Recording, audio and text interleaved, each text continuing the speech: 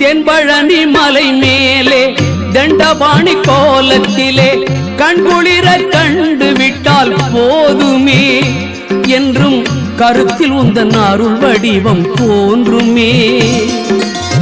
தென்பழனி மலை மேலே தண்டபாணி கோலத்திலே கண்குளிர கண்டு விட்டால் போதுமே என்றும் கருத்தில் உந்தன் அருள் வடிவம் தோன்றுமே.